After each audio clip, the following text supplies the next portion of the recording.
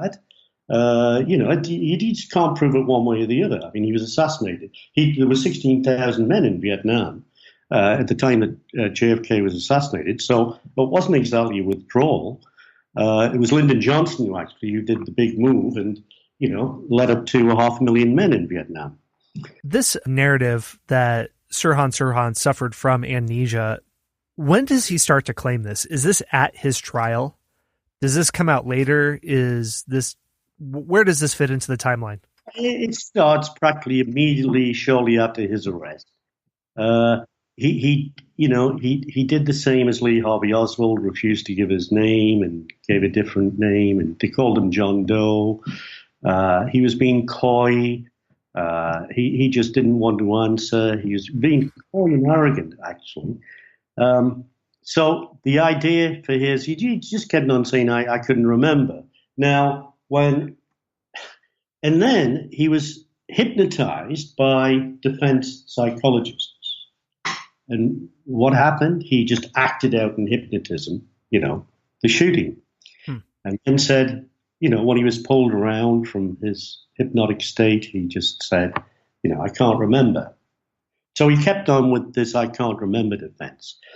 If there's any inkling of truth in the matter, it does not depend on the ridiculous hypnotic assassin mode. There are many murderers in the United States, as I found out in my research, who were drunk at the time of their crimes and couldn't remember.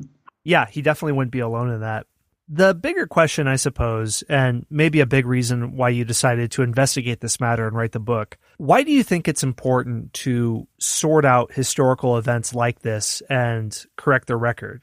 I would imagine you're not simply concerned about this event, but it says something larger that we properly understand what happened in the past about events like this. So why do you think it's important to remember correctly this event and those like it? It's like anyone who's taught history in schools. You want to tell history as the truth and not fantasy. It really is as simple as that. It is a quest for the truth. And I believe that there are many people like the conspiracists who are distorting history. I think it's really a terrible thing. It's like distorting the Constitution. Hey everyone, Scott here. One more brief word from our sponsors.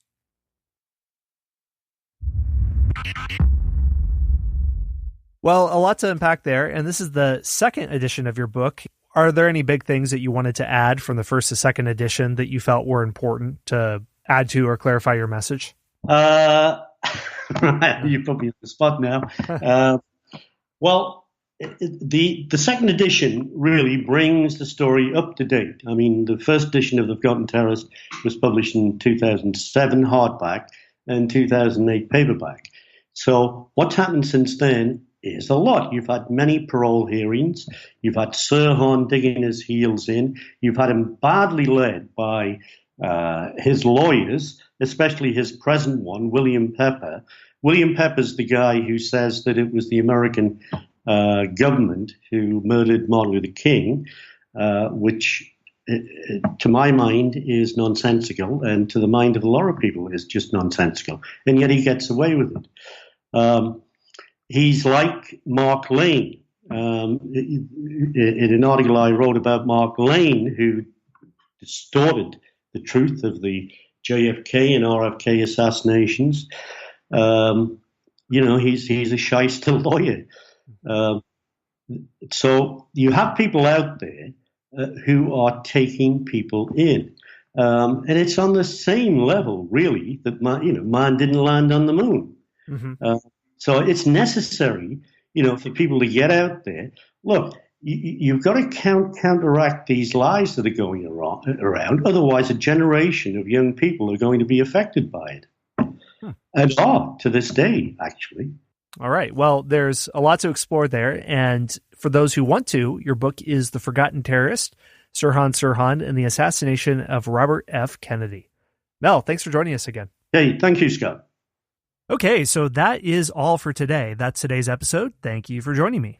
As always, I want to thank the Knowlton's Rangers, especially our spy masters. Bill Ivey, Joyce Normant, Tyler from Colorado, Josh Reddick, Baron Fraser, Chris from Maine, Carl from Norway, Moondoggy from Ohio, Rick Knowlton, Vic and Irene, Mike from New York, Michelle, and Marlene. I'll explain what that is in a second.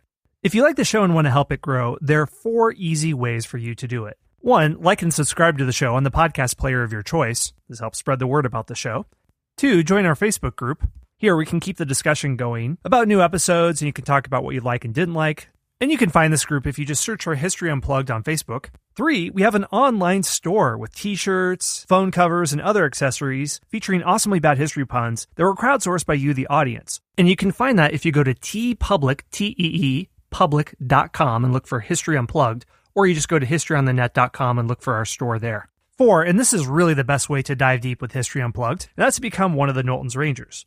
If you know your American history, you know the Knowlton's Rangers were an elite spy and reconnaissance group in the American Revolutionary War, but it's also the name of the membership program of History Unplugged.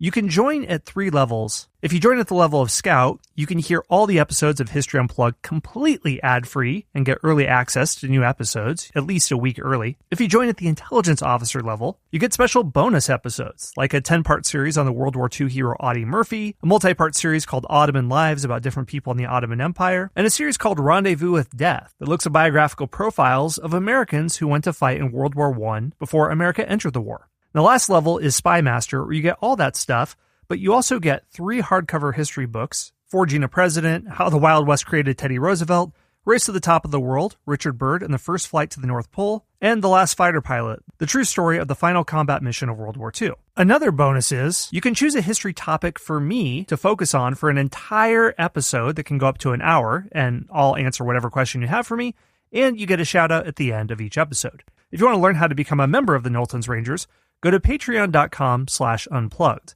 That's patreon.com/unplugged. All right, well, that is all for my spiel. Thanks for listening to the History Unplugged podcast, from ancient Greece to the Cold War and everything else in between. See you next time.